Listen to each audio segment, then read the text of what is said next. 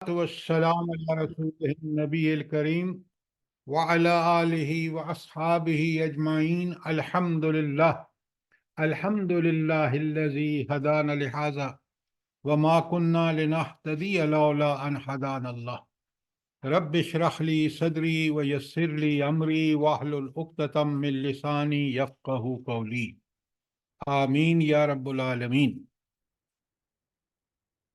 آپ نے کل دیکھا ہے سورہ مرسلات کو، جو حصہ ہم نے پڑھا تھا؟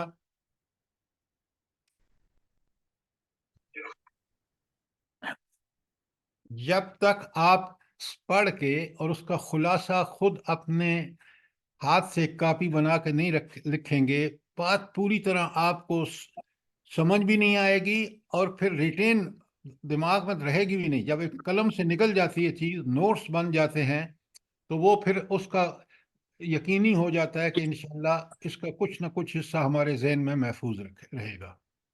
اور جب محفوظ ہوتا ہے تو پھر ہمیں یاد رہتی ہے کہ ہم نے اس پر عمل کرنا بھی، کیونکہ یہ ہمارے رب کا حکم ہے. لہذا اگر آپ سورہ مرسلات کا میں جتنا حصہ میں نے پڑھا ہے وہ میں آپ کے سامنے اس کا خلاصہ بیان کر دیتا ہوں. 1 تا 7 آیات میں قیامت کی تائید میں ہواؤں کو جو کبھی نرم چلتی ہیں تو انسان کو فائدہ دیتی ہیں، بارشیں برساتی ہیں، اور کبھی جب تیز جھکڑ چلتے ہیں تو طوفان بن جاتی ہیں. گویا ان کی شہادت پیش کی گئی ہے کس کے اوپر؟ قیامت کے اوپر. کہ یہ دنیا میں آپ دیکھ لیں، وہ رب جو قیامت لائے گا اس کے دنیا میں بھی آپ کو شہادتیں، گواہیاں ملتی ہیں، اور یہ ہوائیں اس کی جو ہیں وہ گواہی ہے. پھر قرآن بڑی کھول کے ہمارے سامنے رکھتا ہے تاکہ حجت ہم پر پوری ہو جائے. اللہ کی قرآن ایسی حجت ہے کہ قیامت کے دن آپ دیکھیں اسی قیامت کا بیان 8 سے 15 آیات میں کھول کے بیان کر دیا گیا ہے. پھر آیت 16 تا 28 جو کل ہم نے کی ہیں، یوم جزا کی تائید میں شواہد پیش کیے گئے ہیں، اور اس کے حق ہونے کی دعوت فکر دی گئی ہے کہ یہ کتنی برحق ہوگی اور تمہیں کن چیزوں کا وہاں سامنا ہوگا. یہ قرآن نے کھول کھول کے بیان کیا ہے. اور پھر اس کے بعد آیت 29 تا 40 میں مکذبین جو اللہ کے احکامات کو جھٹلاتے ہیں، انکار کرتے ہیں، ان کو جن حالات سے سابقہ پیش آئے گا اس کی تصویر اللہ تعالیٰ نے ہمارے سامنے رکھ دی ہے. تو آج ہم نے شروع کرنا ہے آیت نمبر 30 سے، اور بڑے غور سے سنیں. کوئی سوال ہو تو فوراً سوال کریں. میں آیت 30 پڑھ رہا ہوں سورہ مرسلات کی. بسم اللہ الرحمن الرحیم. انطلقوا الى ظل ذی ثلاث شعب. چلو اس سائے کی طرف جو 3 شاخوں والا ہے. اب یہ سایہ 3 شاخوں والا کیا ہوگا؟ یہ وہ دھوئیں ہیں جو اٹھیں گے جہنم سے، اور میدان حشر میں ان کافروں کو یہ 3 سائے جو ہیں وہ ان کو اپنے لے لیں گے. اور وہ سائے کیا ہوں گے؟ یہ دھوئیں کے اور بڑے تکلیف دہ سائے ہوں گے. اور یہ 3 اس لیے ہوں گے کہ مختلف جو لوگ جن کا حساب سے گناہ ہوں گے اسی کے حساب سے اس کا دھواں ہوگا. تو یہ 3 دھوئیں ہوں گے.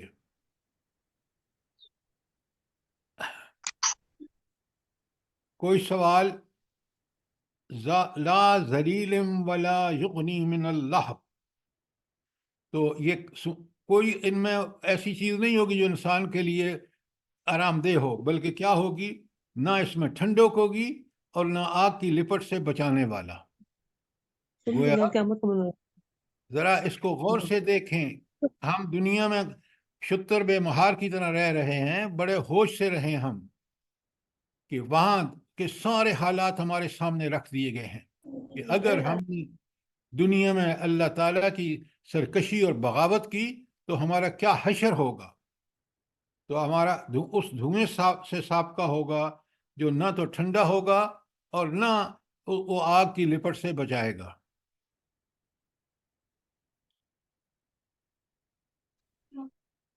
ان بسم اللہ الرحمن الرحیم، آیت 32، انہا ترمی بشرر کالقصر، وہ آگ محل جیسی بڑی بڑی چنگاریاں پھینکے گی۔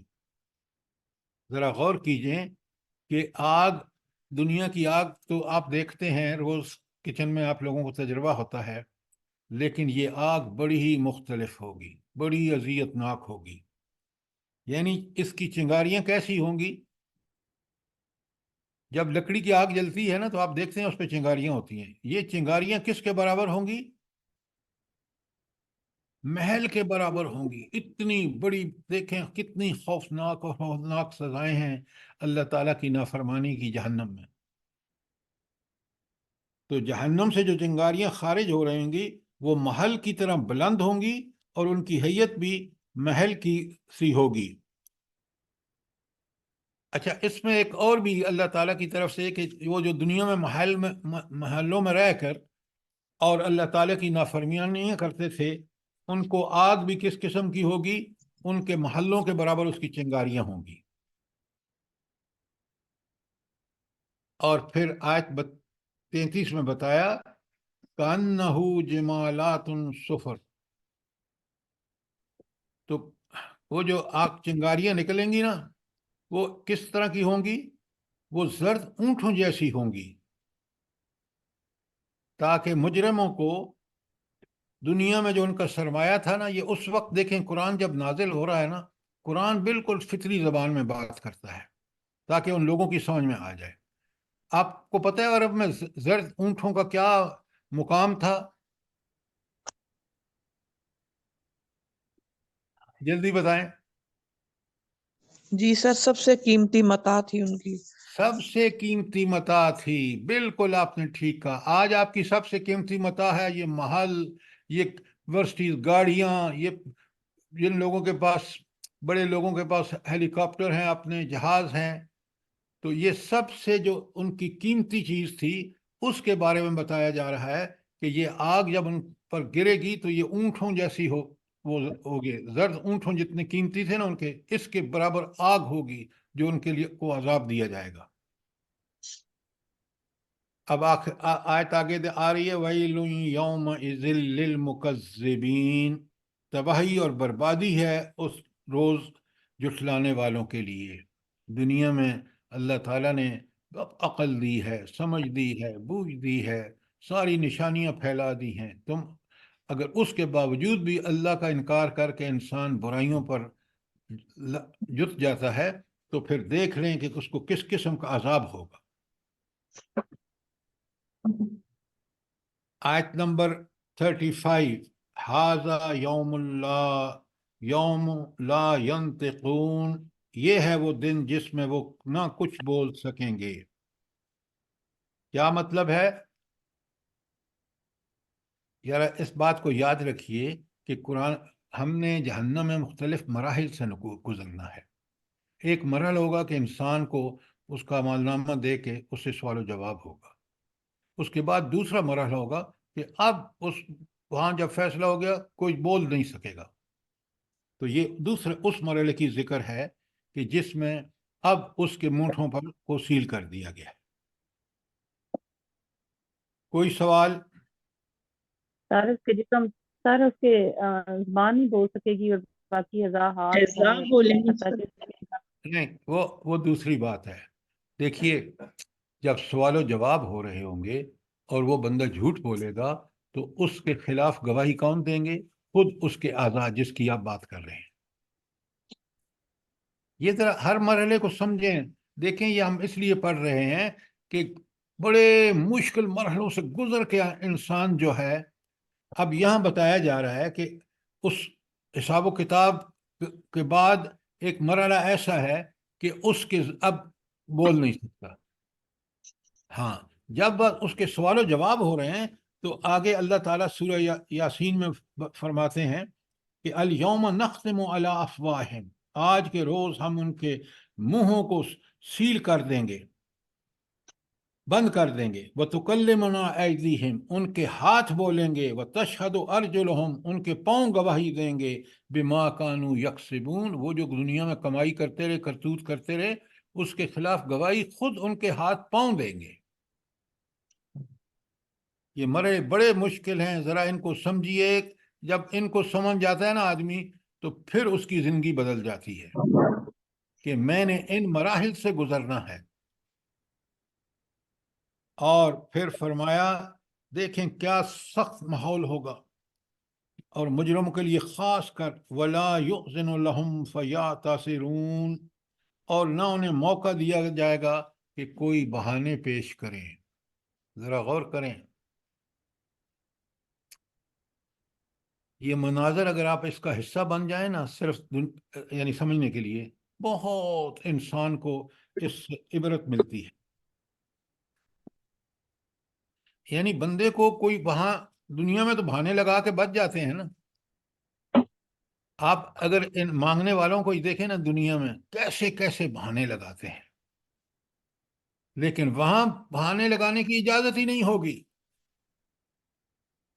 وَيْلٌ يَوْمَئِذٍ لِّلْمُكَذِّبِينَ بار بار آ رہا ہے، تباہی ہے اس دن جھٹلانے والوں کے لیے.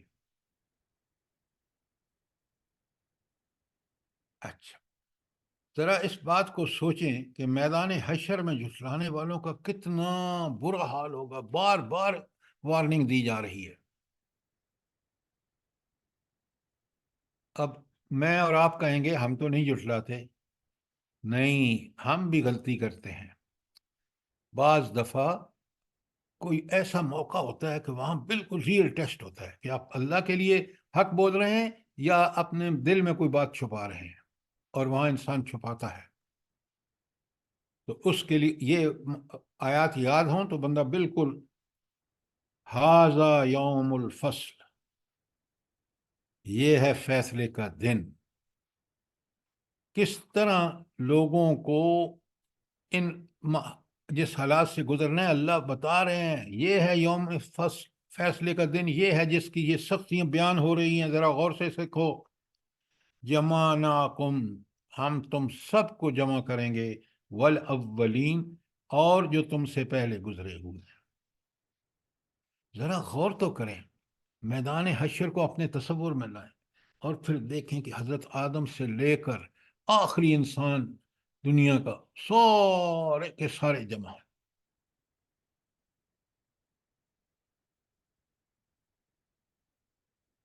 ان آیات کو بالکل انسان دیکھیں نا. قرآن کو بار بار پڑھنے کا حکم اس لیے ہے کہ یہ قرآن جو یاد دہانی کراتا ہے، قرآن جو ہمیں انذار اور بشارتیں دیتا ہے.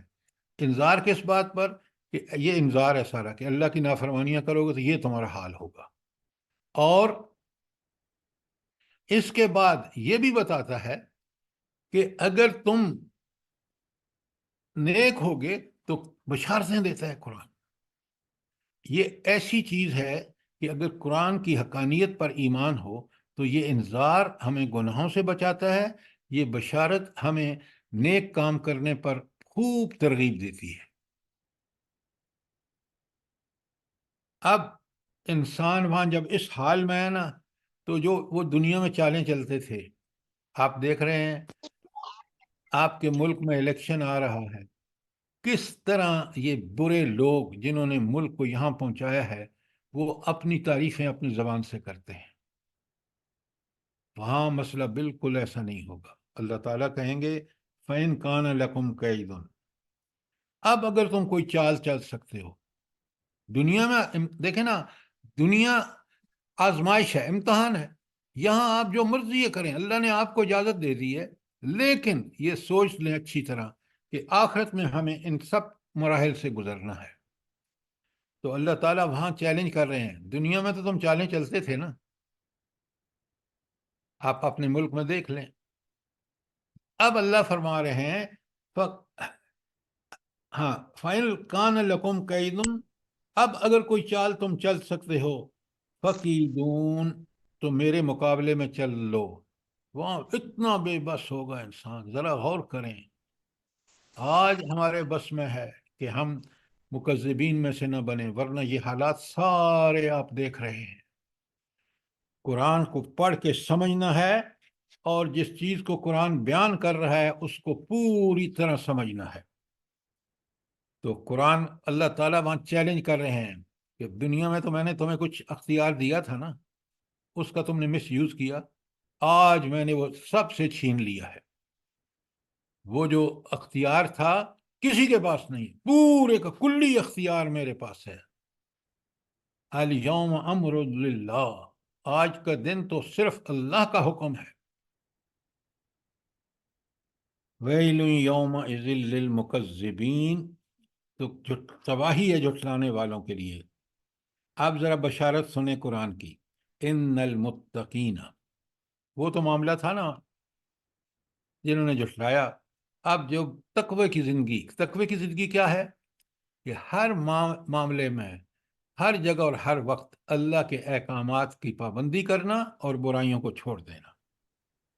اگر تم متقیانہ روش پوری زندگی میں اختیار کرو گے تو وہاں کیا ہوگا؟ فی ظلال وعیون، وہاں تمہارے لیے سائے بھی ہوں گے اور چشمے بھی ہوں گے۔ اچھا، اب ذرا ایسے ہی نہ گزر جائیے، یہ سائے کیسے ہوں گے؟ اوپر تو ان کے سائے بتا دیے کہ وہ 3 شاخوں والا ہوگا اور اس کا جو ہے وہ کسی طرح بھی کوئی آرام اور سکون کی بات نہیں بلکہ اذیتیں ہوں گی۔ اور یہاں بتایا کہ فی ظل، کہ وہ ایسے حقیقی سائے میں ہوں گے کہ ان کو ہر طرح کا اطمینان اور راحت حاصل ہوگی اس سائے میں۔ اس سائے کو ان جنتیوں کے سائے سے کمپیئر کریں۔ اچھا، تو فی ظلن میں تو آ گیا وہ سائے جو انسان کو ہر طرح کا اطمینان اور راحت اس سے نصیب ہوگی۔ آگے ایک اور لفظ فرمایا، یہ ظلن کا مطلب تھا، اور فی وعیون، اور وہ چشمے کیا کریں گے؟ وہ انسان کو ایسا سیراب کریں گے اور ان کی تشنگی کی اس طرح دور کریں گے کہ پھر وہ اس کی لذت اور مشروب سے بڑا مزہ اٹھائیں گے۔ کھولے نا بات کو تو کتنی زبردست! یہ تو دوست ہوں گے نا، سائے بھی، اور دوسرا چشمے، اور تیسرا وفواکہا مما یشتہون، اور پھل اور میوے بھی وہ ہوں گے جو وہ چاہیں گے۔ آپ کو جو پسند ہے وہاں ملے گا۔ یہ جنت ہے، کوئی موسم کا لحاظ ہی نہیں، جو جس وقت جو چاہیں ملے گا۔ ذرا غور فرمائیں کہ کیا انسان کے لیے یہاں دنیا میں اس کو یہ بتا کر اس کو یہ سمجھا دیا کہ تم دنیا میں متقی بن جاؤ تو آخرت کی دائمی زندگی میں دیکھو کیا نعمتیں ہیں۔ کبھی اس پہ اچھی طرح آرام سے دیکھیں، قرآن کو مت صرف پڑھیں، سمجھ کے پڑھیں اور اس کے مطابق اپنی زندگی کو ڈھال لیں۔ یہ ہے کرنے کا کام، اور یہ ہے انسان کو جو قرآن سے مطلوب ہے۔ قرآن کا انسان ان تمام چیزوں پر کما حقہ عمل کرتا ہے۔ آیت 43 میں فرمایا، کلو وشربو ہنیئا، خوب مزے لے لے کر کھاؤ اور پیو، جنت کی نعمتوں سے خوب مزے اڑاؤ۔ اللہ تعالیٰ فرماتے ہیں کیوں یہ تمہیں کیوں دیا جا رہا ہے؟ بما کنتم تعملون، وہ جو دنیا میں تم نے عمل کیا ہے اس کے بدلے میں، وہ جو نیک اعمال کی ہیں اس کے بدلے میں یہ نعمتیں ہیں تمہارے لیے، مزے اڑاؤ۔ تو گویا مزے اڑانے کی جگہ کیا ہے؟ آخرت ہے، لیکن کن لوگوں کے لیے؟ جو یہ متقیانہ زندگی گزارے۔ بڑی کہنے کے لیے بڑی سمپل بات ہے، لیکن دنیا میں آ کے انسان کس طرح اس متقیانہ زندگی سے دور ہو جاتا ہے، اور کس طرح نافرمانیاں کر کے، اور پھر اللہ تعالیٰ بار بار کہہ رہے ہیں کہ ہاں، ویل یومئذ للمکذبین، جھٹلانے والوں کا یہ حال ہے۔ اور یہ دیکھیں کس قدر اللہ تعالیٰ نے چند آیات میں بات کو کتنا کھول دیا ہے۔ وہ تو تھا نا، آگے بڑے غور سے سنیے، ویل یومئذ للمکذبین، جھٹلانے والوں کا انجام یہ، ان کذالک نجزی المحسنین، آیت نمبر 44۔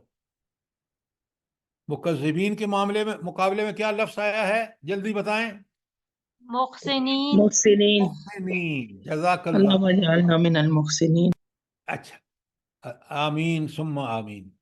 تو اللہ رب العالمین، دیکھیں ذرا قرآن کو دیکھیں، یہ پڑھ کے انسان کو کتنا، وہ آیات جو مکذبین کے لیے پڑھ کے گناہوں سے دور رہنے کا کتنا جذبہ ابھرتا ہے انسان میں.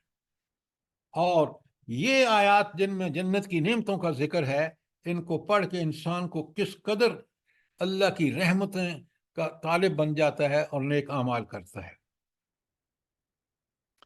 پھر فرمایا ویل یومئذ للمکذبین، آیت 45 میں، تو جھٹلانے والے سوچیں کہ قیامت کے دن کتنی بڑی محرومی کا دن ہوگا. ایک طرف نیکوکار لوگوں کے لیے جنت، محسنین کے لیے، اور دوسری طرف جھٹلانے والوں کی جہنم کی تباہ کاریاں. یہ صرف اللہ کی کتاب سے ممکن ہے. اسی لیے قرآن دوسری جگہ آپ دیکھیں گے اللہ کہتا ہے فَبِأَيِّ حَدِيثٍ بَعْدَهُ يُؤْمِنُونَ، اس قرآن کے بعد کس چیز پر ایمان لائیں گے کہ وہ ان کے یہ قرآن ہے جو آپ کو بالکل 2 × 2 = 4 کی طرح بتاتا ہے کہ برے اعمال کا نتیجہ کیا ہوگا، اور محسنین جو نیک اعمال کرنے والے ہوں گے. اور نیک اعمال میں بھی یاد رکھیے، جو دنیا ہماری آزمائش ہے نا، وَخَلَقَ الْمَوْتَ وَالْحَيَاةَ لِيَبْلُوَكُمْ أَيُّكُمْ أَحْسَنُ عَمَلًا، حسن عمل کی آزمائش ہے. ہر عمل بالکل قرآن و سنت کے مطابق حضور نبی کریم صلی اللہ علیہ وآلہ وسلم نے جس طرح میں کر کے دکھایا وہ کیجئے. اور چند روزہ زندگی کے بعد جنت آپ دیکھ چکے ہیں، دوزخ وہ ہو، برزخ ہو، قبر کی زندگی ہو، دوبارہ اٹھنا ہو، حشر میں پہنچنا ہو، حشر کی سختیاں ہوں، وہاں کیا چیز کام آئے گی؟ جلدی بتائیں. احسن عمل. حسن عمل. جزاک اللہ. آیت نمبر 46 میں اللہ تعالیٰ فرما رہے ہیں کُلُوا وَتَمَتَّعُوا قَلِيلًا. اللہ اکبر. کھا لو اور مزے کر لو تھوڑے دن. قلیلاً، یہ قرآن دنیاوی زندگی بڑی تھوڑی ہے، ہم کبھی سوچتے ہی نہیں ہیں. ذرا دیکھیں تو صحیح، دنیاوی زندگی کتنی ہوگی؟ 70 سال میکسیمم، 80 سال. اور اس کے بعد صرف آپ برزخ کو دیکھ لیں، قبر میں انسان پڑے ہوئے ہیں، ہزاروں لاکھوں سال گزر چکے ہیں. حضرت آدم کو دیکھیں، خود حضور نبی کریم صلی اللہ علیہ وآلہ وسلم کو گئے ہوئے 1000 سال سے اوپر ہو گیا ہے. تو برزخ کی زندگی کے مقابلے میں دنیاوی زندگی بہت تھوڑی ہے. اور اگر اس کو آخرت کے مقابلے میں کریں، جنت یا دوزخ کی زندگی جو ہے وہ تو دائمی ہے، انفینٹ ہے. اس کے مقابلے میں کتنی تھوڑی ہے یہ زندگی. کبھی قرآن میں پڑھیں نا تو پھر آپ کو سمجھیں تو سمجھ آئے گا کہ اللہ تعالیٰ کہتے ہیں کہ یہ قیامت کے دن آپ کہیں گے کہ دنیا میں تو ہم چند روز ہی رہے، اور بعض کہیں گے یومن او بعض یوم، دن یا دن کا کچھ حصہ. یہ اس وقت سمجھ آتا ہے جب آپ اس پورے سپین کو سمجھیں کہ دنیاوی زندگی، برزخ، 1 سال جو ہوگا، ایک دن کتنے سال کا ہوگا اس میں؟ 50,000 سال کا ہاں، حشر محشر کے میں میدان. ایک دن 50,000 سال کا ہوگا. سوچیں، سمجھیں اس کو، اس کی جو اللہ تعالیٰ جو ہمیں ذہن نشین کرانا چاہتے ہیں کہ تم دنیا کی زندگی میں روچ رہے ہو 40-50 سال. اسی لیے اللہ تعالیٰ کُلُوا وَتَمَتَّعُوا قَلِيلًا، کھاؤ اور مزے کر لو تھوڑے دن. اِنَّكُمْ مُجْرِمُونَ، تم تو بہت بڑے مجرم ہو، کیونکہ اس اللہ جس نے تمہیں یہ زندگی بخشی، جس نے تمہارے اوپر نعمتوں کی بارش کی، تمہیں صلاحیتیں دیں، اس کے باوجود تم جو ہے اس کے ناشکرے بنتے ہو، اس آقا اور مالک کے خلاف ورزی کرتے ہوئے زندگی گزارتے ہو. لہذا کتنا بڑا انذار ہے اس آیت میں، کُلُوا وَتَمَتَّعُوا قَلِيلًا إِنَّكُمْ مُجْرِمُونَ. وَيْلٌ يَوْمَئِذٍ لِّلْمُكَذِّبِينَ. तबाही है उस रोज झुठलाने वालों की। आगे आयत 48 बड़े गौर से सुनिए। वइज़ा क़ील लहुम उरकऊ, जब उनसे कहा जाता है कि अल्लाह के सामने झुको, ला यरकाऊन, तो वो झुकते नहीं हैं। ये अरकाऊ का मतलब क्या है कि अल्लाह के सामने झुको, इसका मफहूम क्या है भला? अल्लाह ताला ने जो अहकामात दिए हैं उनको पूरा किया जाए यानी कि इत्बाए रसूल और कुरान पाक पे पूरा पूरा अमल किया जाए। Very good, very good. ये है झुकने का अल्लाह ताला के सामने। ये रकू वो नमाज वाला रकू नहीं है, वो अपनी जगह है, वो भी अल्लाह के सामने झुकना है, लेकिन यहाँ उसका मफहूम बिल्कुल यही है जैसे हमारी इस बहन ने बताया है। ये जिंदगी के हर मामले में, हर जगह और हर वक्त अल्लाह के सामने झुके रहो, उसके अहकामात की पाबंदी करो, चाहे वो तुम्हारे अखलाक हों, चाहे तुम्हारे मामलात हों, चाहे तुम्हारे हकूकुल इबाद हों, चाहे तुम्हारे हकूकुल्लाह हों, सब के सब में अल्लाह के सामने झुके रहो। फिर जो है तुम हरगिज़ मुकज़्ज़िबीन नहीं होगे और न तुम्हारे साथ मुकज़्ज़िबीन वाला सलूक किया जाएगा, बल्कि तुम्हारे साथ मुहसिनीन वाला सलूक किया जाएगा। उसके बाद आयत 49 में फरमाया वैलुन यौमइज़िल लिलमुकज़्ज़िबीन। बार बार ये वार्निंग आप देख रहे हैं कुरान में हमें बताई जा रही है, और आगे वो आयत आखिर में आ गई, फबिअय्यि हदीसिन बअदहु युमिनून। अब इस कुरान के बाद कौन सा ऐसा कलाम हो सकता है जिस पर ईमान लाएं? क्या मतलब है ईमान? कुरान ही वो वाहिद किताब है कि इसी पर ईमान लाना चाहिए। या ईमान का मतलब क्या है इस आयत के अंदर?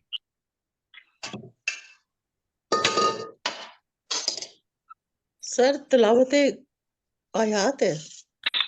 डॉक्टर साहिबा इतना आसान ना करें। तिलावत आयात का यहाँ मफहूम जो आप समझ रहे हैं बिल्कुल ठीक है, वही है, लेकिन यहाँ ईमान लाने का मतलब है कि उस किताब को हक मानकर उसी के मुताबिक जिंदगी गुजारी जाए।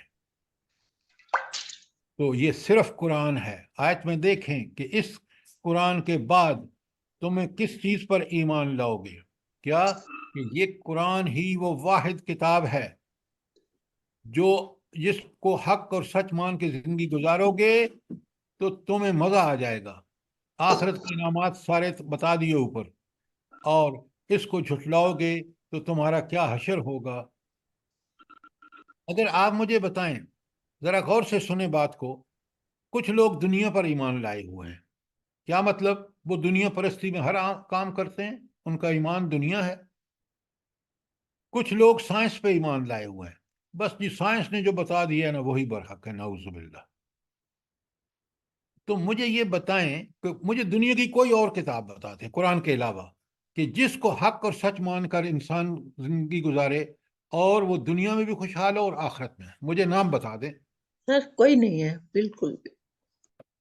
तो अल्लाह ताला इसलिए तो सवाल कर रहा है डॉक्टर साहिबा कि इस किताब पर ईमान लाओगे तो तुम्हें सब कुछ इस दुनिया में भी अल्लाह की फैज़ व बरक़ात और आखिरत में जन्नत।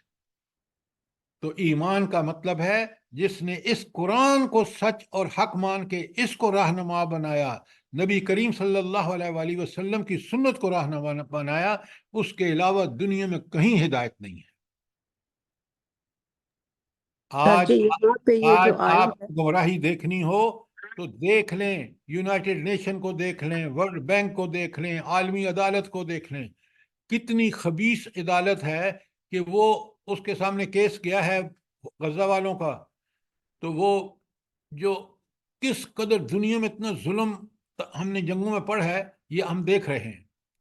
इस जुल्म करने वालों को वो साथ दे रहे हैं। ये आलमी अदालत है आपकी, ये वर्ल्ड बैंक, ये यूनाइटेड नेशन, ये आपका जो है जिसने आपके मुल्क को तबाह कर दिया लोन दे के, और आज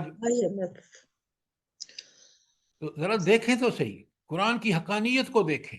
زمانہ اس کی گواہی دے رہا ہے کہ اگر ہدایت ہے تو اسی کتاب میں ہے. لانے والے کا حضور نبی کریم صلی اللہ علیہ وآلہ وسلم کا عمل دیکھ لیں.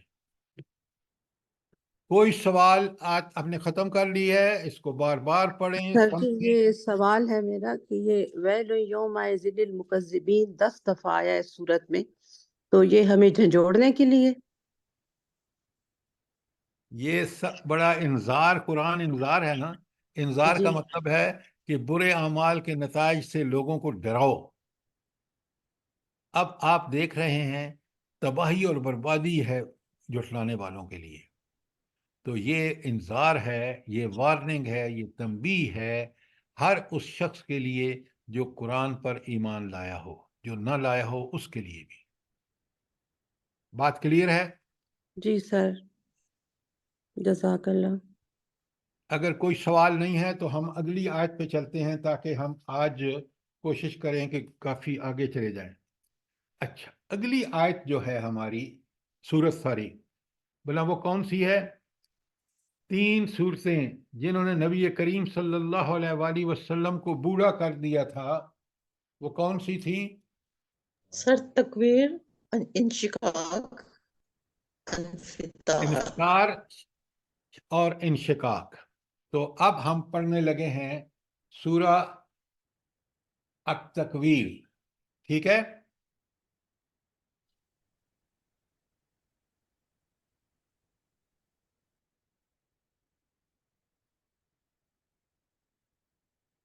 عجائب تکویر آپ کے پاس تو نہیں ہے؟ ذرا 1 منٹ آؤ.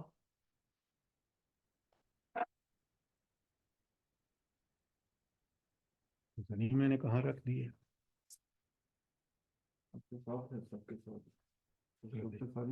بیٹا دیکھیں نا، میں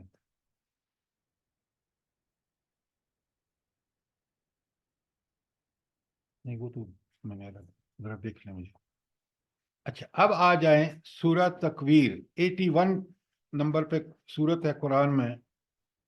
اور یہ جو صورتیں ہیں یہ نازل ہوئی ہیں بالکل نبوت کے اولین دور میں، یعنی پہلے 3 سالوں میں نازل ہونے والی آیات ہیں. اور آیت نمبر 81، سورت 81. اور اب ذرا دیکھیں کہ اللہ تعالیٰ فرماتے ہیں بسم اللہ الرحمن الرحیم اذا الشمس کورت. یہ قیامت، قرب قیامت کی جب پہلا سور پھونکا جا رہا ہے تو اس وقت یہ صورتحال ہے. جب سورج ڈھانپ دیا جائے گا، لپیٹ دیا جائے گا. وَإِذَا النُّجُومُ انْقَدَرَتْ، اور جب ستارے ماند پڑ جائیں گے، بے نور ہو جائیں گے. وَإِذَا الْجِبَالُ سُيِّرَتْ، اور جس وقت پہاڑ چلائے جائیں گے.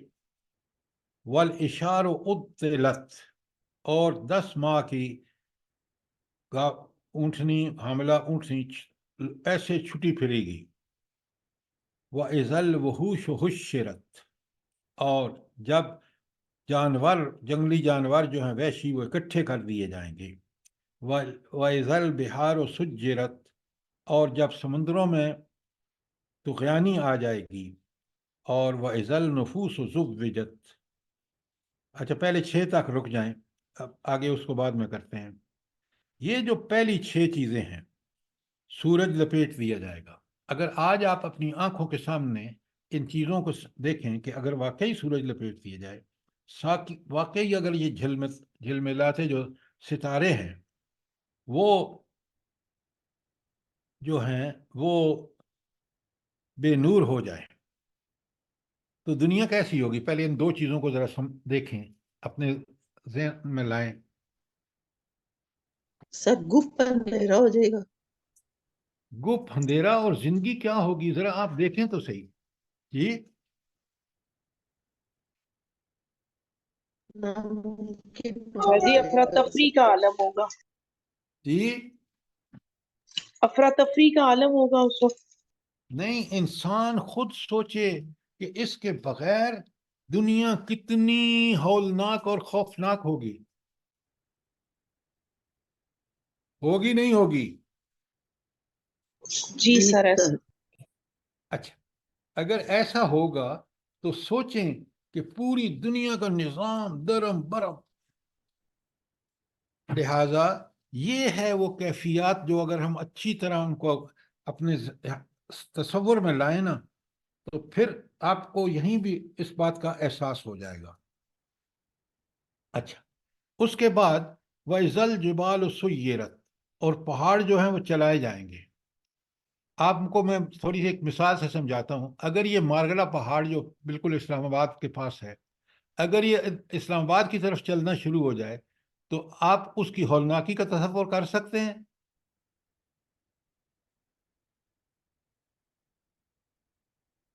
سوچیں نا کہ یہ پہاڑ ہمارے اوپر آ رہا ہے تو دیکھیں کتنی ہولناک سچویشن ہوگی.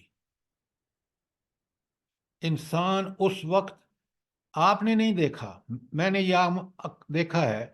آپ کو پتہ ہے کہ ایک دفعہ ایک زلزلہ جب آیا تھا، نہیں سوری، یہ جو پھٹے تھے ان کے اس میں سر اوجڑی جی اوجڑی کیمپ ہاں، اوجڑی کیمپ کا واقعہ. کاش آپ نے وہ دیکھا ہو. میں نے بالکل اس کو دیکھا ہے کہ سر میں نے بھی دیکھا ہے. آپ نے بھی دیکھا ہے اور آپ کو اندازہ ہوا ہوگا. آپ میری بات کی تصدیق کریں گے کہ خواتین بیچاری اتنی دہشت زدہ ہو گئیں کہ وہ گھر چھوڑ کے باہر بھاگ نکلی. دیکھا تھا سر، میرے ساتھ ایسا ہی ہوا تھا. لیکن ہم میں کہ سبق نہیں لیتے.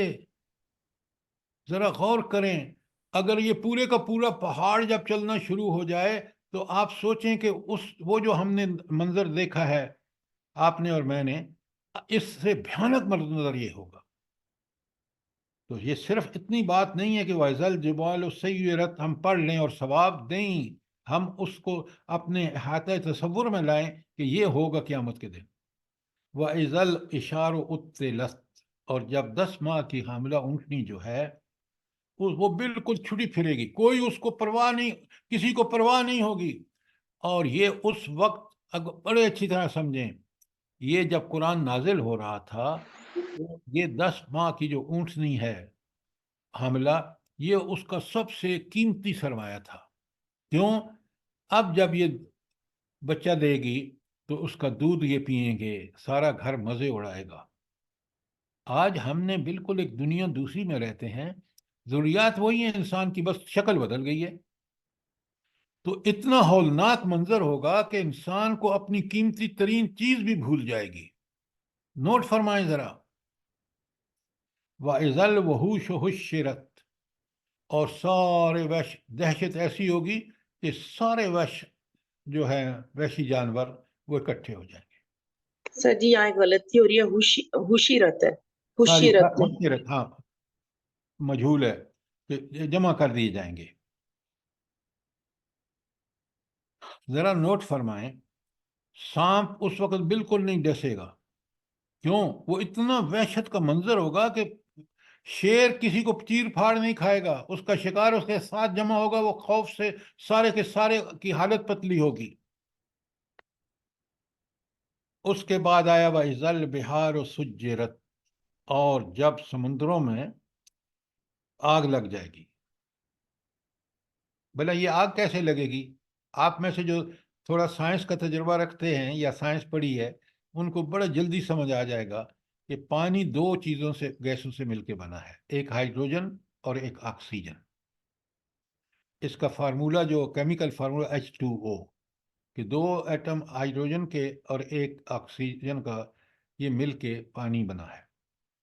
اور اگر اس کو پھاڑ دیں، گیسز میں واپس تبدیل کر دیں ہائیڈروجن اور آکسیجن میں، تو ان میں سے کون سی گیس جلتی ہے؟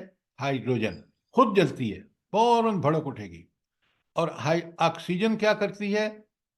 ساری آکسیجن جلتی ہے اور ہائیڈروجن جلاتی ہے، جلنے میں مدد دیتی ہے. تو پھر کیوں نہیں آگ؟ اور 3/4 پانی ہے، تصور کریں ذرا. اور اس میں جب یہ آگ بھڑکائی جائے گی یہ جو 6 آیتیں ہیں یہ کون سے سور کا منظر ہے؟ نفع سورہ اول پہلا ہاں، سور پہلا نفخہ اول، پہلے سور پہ یہ ساری چیزیں رونما ہو جائیں گی. تو قیامت کتنی ہولناک ہوگی، ذرا آپ تصور تو کریں کہ یہ 6 آیتیں اگر اپنا پوری طرح اللہ تعالیٰ ان کو اپنے حکم سے ان پر عمل درآمد ہو جائے تو یہ دنیا کتنی ہولناک اور خوفناک ہوگی. سوچیں ذرا.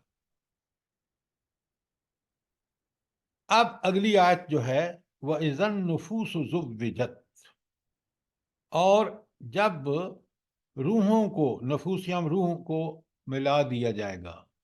روحوں کس میں ڈال دیا جائے گا؟ جسم میں، یعنی انسان زندہ کر دیے جائیں گے. یہ کس سور پہ ہوگا؟ نفع سورہ ثانی. ہاں، اب یہ سب آپ کو سمجھ ہونا چاہیے کہ پہلی 6 آیات نفخہ اول کے بارے میں. اب جب اللہ تعالیٰ نے زندہ کر دیا، روح جسم میں ڈال دی، یہ ہوگا نفخہ ثانی کے بعد، کیونکہ سارے انسان زندہ کر دیے جائیں گے. اور ایک 3 لفظ کی آیت ہے وَإِذَا النُّفُوسُ زُوِّجَتْ. اس کو قرآن اتنے بڑے ایونٹ کو دیکھیں، اللہ کا کلام، اس کی کمالات، اس کی. اچھا، یہاں تک کوئی سوال؟ آگے چلتے ہیں. بسم اللہ الرحمن الرحیم. وَإِذَا الْمَوْءَدَةُ سُئِلَتْ، اور جب زندہ درگور لڑکی سے، بچی سے سوال کیا جائے گا. موعودۃ سئلت. جی،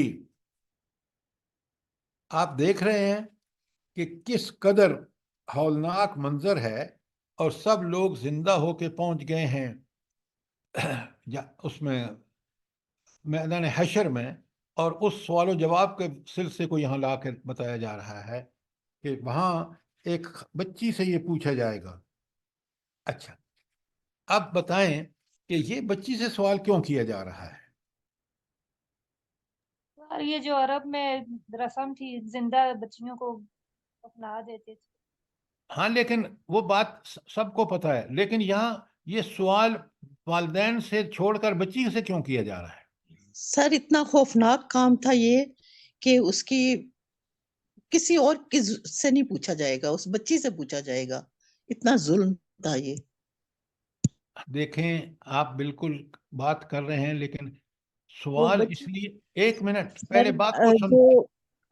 جو ماں باپ ہیں وہ اس قدر قابل نفرت ہوں گے کہ اللہ تعالیٰ ان سے کلام کرنا بھی پسند نہیں کریں گے.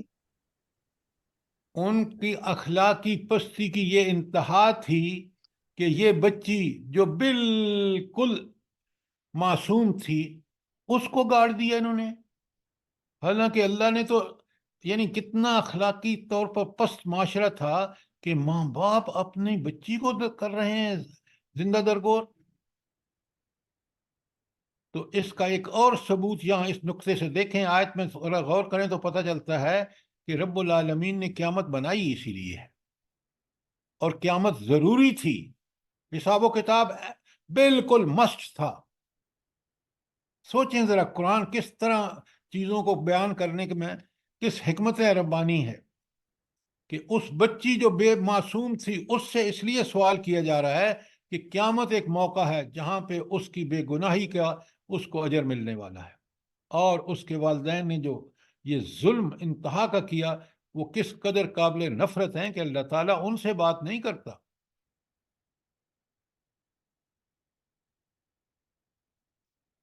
تو آپ دیکھ رہے ہیں کہ سوال میں بڑا قیامت کا بھی ہمیں ساری عدل، اللہ تعالیٰ کے عدل کا بہترین ہمیں اس کا نمونہ ملتا ہے. تو اس سے بِأَيِّ ذَنبٍ قُتِلَتْ، کس جرم میں وہ قتل کی گئی تھی. یہ تو ہو گیا بات کہ اللہ کا عدل کتنا بے لاگ ہوگا، قیامت کتنی ضروری ہے، اور کس طرح مظلوموں کو اس دن اللہ تعالیٰ بدلہ دے گا. ذرا غور کریں. سر یہ جی یہی معاملہ فلسطین کے بچوں سے بھی ہوگا انشاءاللہ. بالکل ہوگا، اور ساری امت سے پوچھا جائے گا، حکمرانوں سے پوچھا جائے گا، خبیثوں سے. کہ یہ تمہاری اقتدار ہمیں تمہیں اس لیے دیا تھا کہ دنیا میں اس طرح بچے عورتیں ذبح کی جا رہی ہوں. وہ آپ نے بالکل ٹھیک کہا. واللہ وہ ویڈیو دیکھی نہیں جا سکتی. رات بھر نیند نہیں آتی جب ہم اس کو دیکھتے ہیں. کس طرح کا یہ یہودی خبیث ان پر ظلم کر رہے ہیں.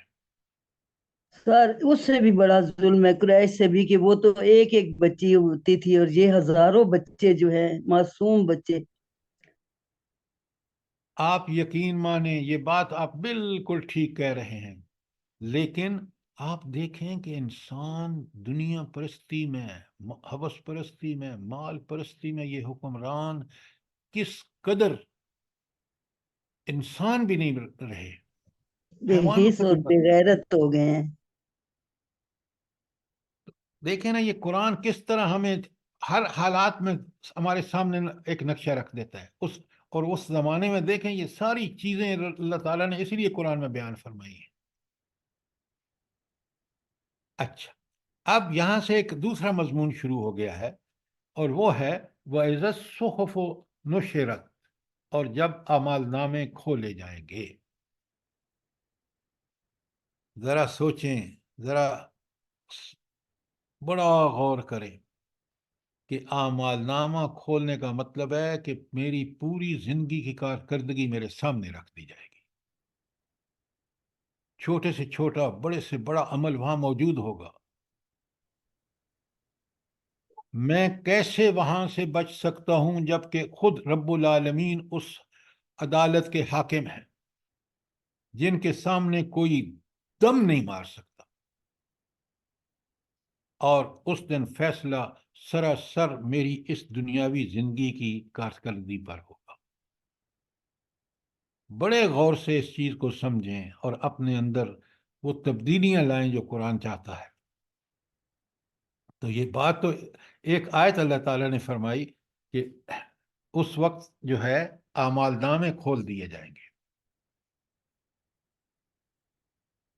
آج وقت ہے کہ ہم اپنے اعمال نامے کو ٹھیک ٹھیک ترتیب دیں، اللہ کے اطاعت میں زندگیاں گزاریں، اللہ سے ڈرتے ہوئے دعائیں مانگیں، تاکہ ہمارے اعمال نامہ اس دن اتنے خوبصورت ہوں کہ ہمیں دائیں ہاتھ میں ملیں. وَإِذَا السَّمَاءُ كُشِطَتْ، اور آسمان کی کیا کر دی جائے گی؟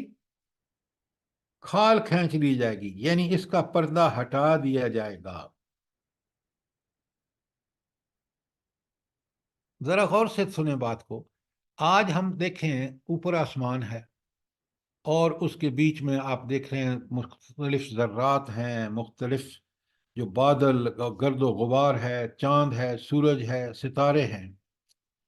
تو جب یہ اس کو سورج کو کا پردہ ہٹا دیا جائے گا تو ہمیں اس وقت پوری حقیقت سامنے نظر آ جائے گی. آج تو ہمیں یہ سب بادل، گرد و غبار، ہوائیں، جو کچھ ہے، یہ ساری کی ساری چیزیں ہٹا کے ہمارے سامنے اللہ تعالیٰ کی قدرت جب عیاں ہوگی تو انسان حیرت زدہ ہو جائے گا. اچھا، وَإِذَا الْجَحِيمُ سُعِّرَتْ، اور جب جہنم دہکائی جائے گی، یعنی اس بھڑکا دی جائے گی، پورے جوبن پہ ہوگی. وَإِذَا الْجَنَّةُ أُزْلِفَتْ، اور جب جنت قریب لے آئی جائے گی. بھلا یہ دونوں آیات کس موقع پر ہیں؟ بڑا ہولناک منظر ہے مکذبین کے لیے، اور بڑا خوشکن منظر ہوگا محسنین کے لیے. یوم حساب والے دن. نہیں اس طرح نہیں، جلدی اتنا حشر میں سر، جی میدان حشر کا منظر ہے یہ سارا. دیکھیں خدا کے لیے سر قیامت کا منظر، قیامت والا. حساب کے بعد جب اللہ تعالیٰ جنت میں داخل کریں گے. بالکل غلط کہہ رہے ہیں آپ، سب غلط کہہ رہے ہیں. پل حساب، صراط. بات سنیں غور سے. اللہ تعالیٰ فرما رہے ہیں کہ ادھر کھول دیے گئے اعمال نامے، حساب و کتاب ہو رہا ہے. این اس وقت جنت اور دوزخ سامنے، پل صراط اوپر رکھا ہوا، دونوں سامنے ہیں، اور جنتی جو نیک اعمال والے ہیں وہ جنت کو دیکھ کے خوش ہو رہے ہیں، یہ میرا مقام ہے، اور بھڑکتی ہوئی آگ سامنے ہے، ادھر حساب کتاب ہو رہا ہے، اس کو پتہ ہے کہ میں نے کہاں کس ہولناک اور خوفناک جو جہنم دھاڑے دے رہی کر رہی ہے، میں نے اس میں جانا ہے۔ یہ ہے وہ منظر۔ پتہ نہیں آپ ایسے جنرل بات کر کے اور ہم نے پڑھ لیا۔ یہ ہے آیات کا مفہوم کہ حساب کتاب ہو رہا ہے، جنت اور دوزخ سامنے اللہ تعالیٰ لے آئے ہیں، دونوں، جنت اپنی ساری رعنائیوں کے ساتھ موجود، جہنم بھڑک رہی ہے، اور ادھر ہم میں کے کھڑے ہیں، اور وہ جو مکذبین ہیں وہ وہیں انتہائی پریشان ہے کہ یہ ہے میرا ٹھکانہ، اور محسنین خوش ہیں کہ یہ ہے وہ جنت جس کے کا مجھ سے وعدہ کیا گیا۔ کچھ بات سمجھ آئی یا نہیں آئی؟ جی سر آ جائیے۔ آپ فوراً کہہ دیتے ہیں وہ جی جب وہ فلاں ہوگا، نہیں، یہ خاص مواقع ہیں جن کے اوپر اللہ تعالیٰ ہمیں بتا رہے ہیں کہ دیکھو یہ منظرنامہ ہوگا وہاں۔ کوئی سوال، کوئی چیز کلیئر نہ ہوئی ہو؟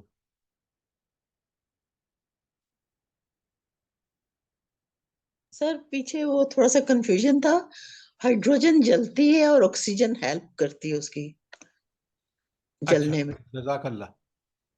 ہائیڈروجن خود جلتی ہے اور آکسیجن جلنے میں مدد دیتی ہے، اسی لیے پہاڑوں پر آکسیجن کم ہوتی ہے تو جوں آپ بلندی پر جاتے ہیں تو آگ جلانے میں بڑی مشکل ہوتی ہے، کیونکہ اس کو جلانے کے لیے آکسیجن چاہیے، وہ کم ہوتی ہے۔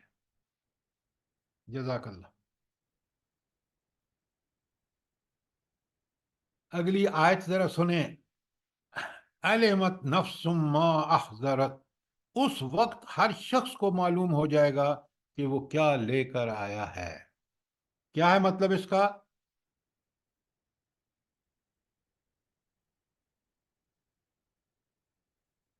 اور اس دن سب ان کے اعمال نامے اللہ کے بندو، سر جو پیچھے والے پر اعمال نامے کیوں دیے جائیں میری گے تو بات وہ سب سنو، میری بات سنیں، غور سے سنیں۔ اب حساب کتاب ہو رہا ہے، جنت پوری اپنی نعمتوں کے ساتھ میں ہر آدمی کے سامنے ہے، جہنم بھڑکتی ان کے سامنے ہے، اور اس وقت انسان کو جس چیز کا فوراً خیال آئے گا کہ جو کچھ اس نے لایا ہے، اعمال نامہ جو اس کا وہاں پیش ہوا ہے، اس اعمال نامے کی وجہ سے وہ بڑا سخت پریشان ہے کہ وہ جو لے کر آیا ہے شاید وہ پورا ہوتا ہے یا نہیں ہوتا، میں جنت میں جاتا ہوں یا نہیں جاتا ہوں۔ اور جنہوں نے زندگی اللہ کے دین کے مطابق گزاری وہ بالکل مطمئن کہ جو کچھ لے کے آئے ہیں اس نے ان کو اپنے اصلی ٹھکانے پر، دائمی ٹھکانے پر، نعمتوں بھری جنت میں پہنچا دیا۔ مکذبین دیکھ رہے ہیں بھڑکتی ہوئی آگ، تو اس وقت جو سب سے بڑی چیز انسان کے پیش نظر ہوگی کہ میں لے کر کیا آیا ہوں، جو میں لے کر آیا ہوں وہ مجھے کس کا مستحق بناتا ہے۔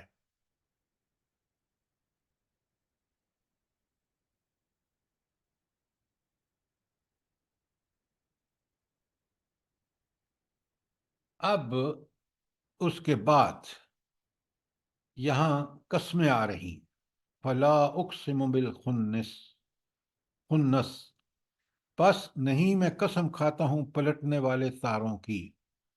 یہ روز آپ دیکھتے ہیں الجوار، جی، الجوار الکنس، چلنے والے یعنی چھپ جانے والے تاروں کی، واللیل اذا عسعس، اور میں قسم کھاتا ہوں رات کی جب وہ رخصت ہو، والصبح اذا تنفس، اور میں قسم کھاتا ہوں صبح کی جب وہ سانس لے۔ یعنی جب صبح ہوتی ہے نا تو سانس لینے کا کیا استعارہ قرآن نے استعمال کیا ہے کہ گویا وہ زندہ ہو گئی ہے، سورج نکل آیا، دن چڑھ آیا، روشن ہو گیا۔ ان سب قسموں کا جو اوپر کھائی گئی ہیں، آیت 15 سے آیت 18 تک، اس जवाब कसम क्या है? इन्नहु लक़ौलु रसूलिन करीम। लोगों, ये सब चीजें शाहिद हैं कि ये जो कुरान है ये उस भेजे हुए करीम फरिश्ते का, या रसूलन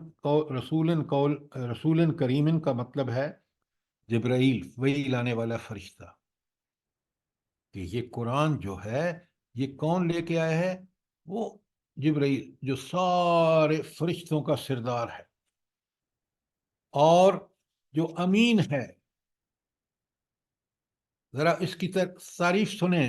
ये जिब्राइल कैसा है? ज़ी कुव्वतिन इंद ज़िल अर्श मकीन, और जो ताकत रखते हैं अर्श वाले के यहाँ, बुलंद मर्तबा है उनका। जरा गौर फरमाएं, ये कुरान वो उस फरिश्ता लेके आया है हुजूर नबी करीम सल्लल्लाहु अलैहि वसल्लम तक। अच्छा, जिब्राइल की एक और लिखें, सूरा नजम की आयत 4 और 5 मैं आपके सामने पढ़ रहा हूं, आप लिख लें। इन हुवा इल्ला वह्युन यूहा। जो हुजूर नबी करीम सल्लल्लाहु अलैहि वसल्लम दीन के बारे में बात करते हैं वो वही है, अल्लाह का हुक्म है। अल्लमहु शदीदुल कुवा, ये है इस आयत से मुतल्लिक आपकी 20 से, कि उसको किसने ये तालीम दी है? शदीदुल कुवा, जिसकी बहुत बड़ी ताकत है, यानी जिब्राइल अमीन।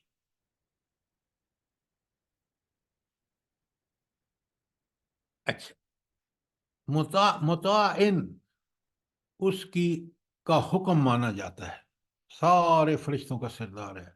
सुम्मा आमीन, और फिर अमानतदार है। ये अमानतदार का लफ्ज यहां क्यों लाया गया है?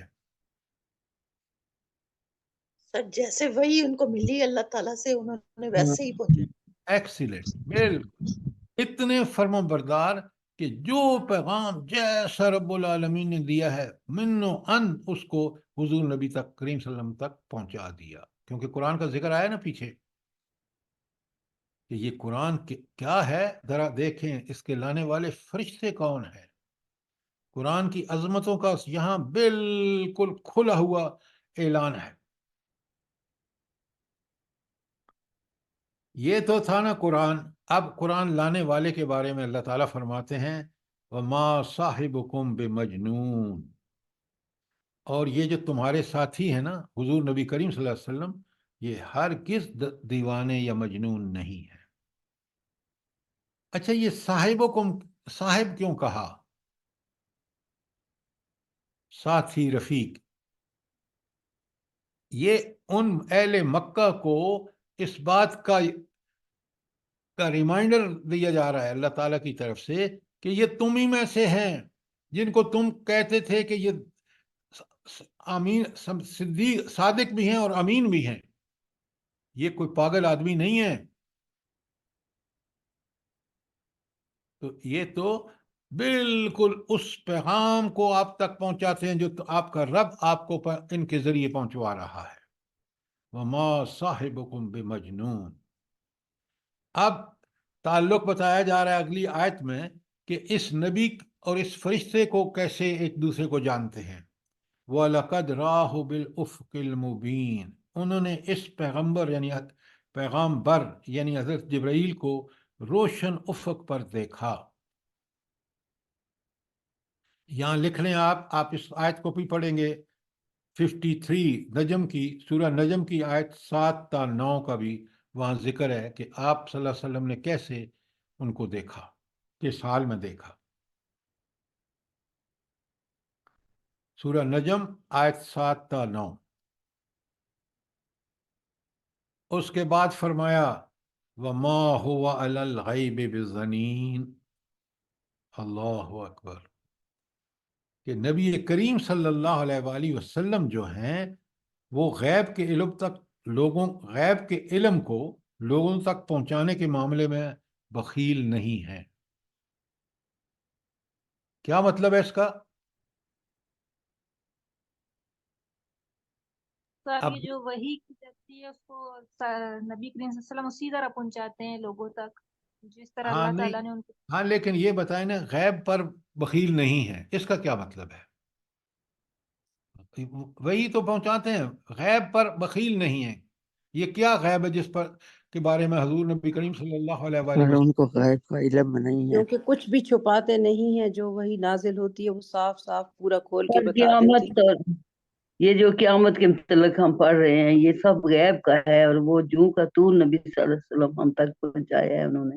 ایکسیلنٹ. لیکن اس کے علاوہ بھی ہے، وہ اللہ تعالیٰ کی جو صفات ہیں وہ بھی تو غیب کا علم ہے، جو نبی کریم صلی اللہ علیہ وآلہ وسلم ہمیں دے رہے ہیں، قرآن بھی دے رہا ہے. تو اس میں صرف وہ علم نہیں ہے جو آخرت کے بارے میں، دنیا میں آپ چاہیں تو لکھ لیں. ایک ہے اللہ تعالیٰ کی ذات اور صفات کا علم، دوسرا ہے فرشتوں کے بارے میں جو حقائق ہیں،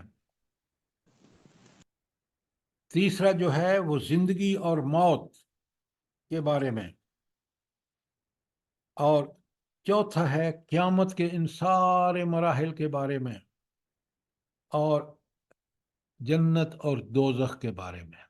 یہ سب غیب ہے، اور یہ سب کون بتاتے ہیں ہمیں؟ نبی کریم صلی اللہ علیہ وآلہ وسلم. اور ذرا بخل سے کام نہیں دیتے، جیسا اللہ نے بتایا ویسا ہم تک. یہ ہے علم غیب. سر تمام متشابہات، دیکھیں وہ بہت بڑا دائرہ ہو جاتا ہے متشابہات کا. یہاں یہاں غیب کی باتیں کون سی ہیں جو نبی کریم صلی اللہ علیہ وسلم بیان کرتے ہیں، وہ میں نے آپ کو لکھوا دی ہیں. لیکن تمام متشابہات کو نہ لائیں. ساری متشابہات کا علم خود نبی کریم صلی اللہ علیہ وسلم کو بھی نہیں ہے. بعض متشابہات کا وہ صرف اللہ کو پتہ ہے. اب آخری بات کہی جا رہی ہے 25 میں، وَمَا هُوَ بِقَوْلِ الشَّيْطَانِ الرَّجِيمِ. یہ قرآن کسی شیطان مردود کا قول نہیں ہے. یہ شیطان مردود کا قول کیوں نہیں ہو سکتا؟ بھائی کافر تو کہتے تھے. جلدی بتائیں نا، کیوں نہیں ہو سکتا یہ قرآن شیطان مردود کا قول کیوں نہیں ہو سکتا؟ ان هو الا ذکر للعالمین. آپ نے بہت اچھی آیت کوٹ کی ہے، لیکن ذرا اس کو کھولیں نا. اس میں کیونکہ السلام علیکم، اس میں کیونکہ توحید کی بات ہے، اللہ کے اسماء و صفات کی بات ہے، اس میں غائب کی خبریں ہیں جو کہ شیطان کے بس کی بات نہیں ہے کہ وہ یہ سب باتیں کرے اور بیان کرے اور معلوم کرے. آپ بالکل ٹھیک کہہ رہے ہیں. میں ذرا اور اس کو کھول دیتا ہوں.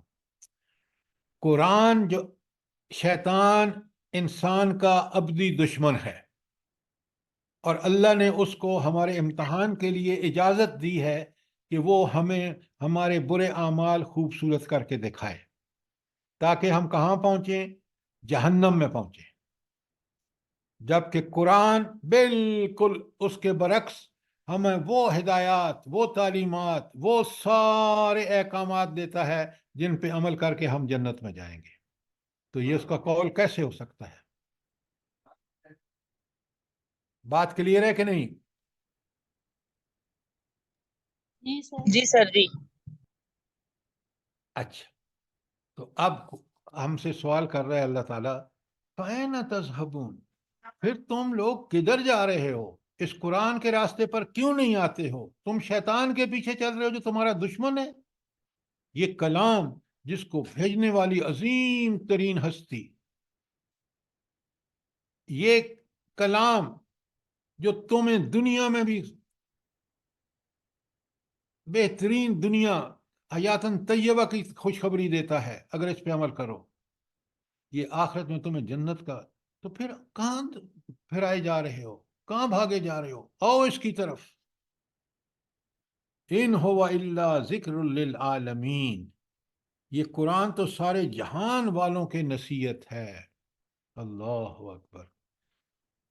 دیکھیں ہم قدر کریں اس قرآن کی، اس کو پڑھیں، سمجھیں، اسی کو اپنی زندگی کا رہنما بنائیں، اسی طرح بنائیں جس طرح نبی کریم صلی اللہ علیہ وآلہ وسلم نے بنایا. لمن شاء منکم ان یستقیم. تم میں سے ہر اس شخص کے لیے نصیحت ہے جو راہ راست پر چلنا چاہے. اب یہاں اس آیت میں بالکل دیکھ لیں، ایک بات بڑی کلیئر ہے کہ چلنا یا نہ چلنا اس کا اختیار تمہیں اللہ نے دے دیا ہے، اور اللہ تمہیں دعوت دے رہا ہے کہ اگر تم راہ راست پہ چلنا چاہتے ہو تو پھر یہ میری دعوت ہے، قرآن، یہ میرے نبی کی سنت ہے۔ اور آخری آیت وَمَا تَشَاءُونَ، تمہارے چاہنے سے کچھ نہیں ہوتا الا ان یشاء اللہ، جب تک خود اللہ نہ چاہے۔ تو غالب کس کی چاہت آتی ہے؟ اللہ تعالیٰ کی۔ اور وہ اللہ کون ہے؟ رب العالمین، سارے جہانوں کا پالنے والا، ماں کا مالک، صاحب اختیار، صاحب اقتدار، رب کے یہ سارے معنی لیں تو سارے جہانوں میں، دنیا ہو، آخرت ہو، اور گلیکسیز ہوں، آپ کو پتہ ہے سینکڑوں اور ہیں، سورج، چاند، ستارے، نباتات، حیوانات، سب کا رب، پالنے والا بھی وہ، آقا بھی وہ، مالک بھی وہ، صاحب اختیار و اقتدار بھی وہ، لہذا اس کی مرضی چلتی ہے۔ تو ترجمہ ہوگا اور تمہارے چاہنے سے کچھ نہیں ہوتا جب تک اللہ رب العالمین نہ چاہے۔ تو پھر ہمارا طرز عمل کیا ہونا چاہیے اس آیت کے بعد؟ جلدی بتائیں۔ ہدایت کے لیے کثرت سے دعا کرنا، اپنی ہدایت کی۔ صرف دعاؤں سے کام نہیں چلے گا، دعا یقیناً کوشش بھی سر تقوی کے راستے پہ چلنا لازم ہے۔ والذین جاہدوا فینا لنہدینہم سبلنا، جو کوشش کرتے ہیں، جہاد کرتے ہیں ہمارے راستے میں، ہم ان کو ضرور راستہ دکھاتے ہیں۔ دیکھیے یہاں بڑا آسان اس کا جواب یہ ہے کہ اگر اللہ کی چاہت غالب ہے اور ہوتی ہے اور ہو کے رہے گی، تو پھر مجھے اور آپ کو اپنی چاہتیں کس کے تابع کر دینی چاہیے؟ اللہ کی چاہت کے ساتھ، اللہ کی تعالیٰ کی چاہت کے تابع کر دینی چاہیے۔ زندگی سب آسان، ہمارے سامنے کوئی راستہ وہ جو برحق ہے، ہم بلا جھجک اس پہ چل سکتے ہیں، وہی کامیابی کا راستہ ہے۔ سر ہم اپنی پوری زندگی ہم اللہ تعالیٰ کے مطیع ہو جائیں، ان کے اس کے اطاعت کے اس میں گزارتے ہیں۔ بے شک۔ کوئی سوال، کوئی چیز، سورہ آپ نے آج ختم کی ہے، سورہ تکویر سر۔ تکویر۔ آپ کل 2 صورتیں ہم نے کرنی ہیں، آپ پڑھ کے آئیں، سورہ انفطار اور سورہ انشقاق۔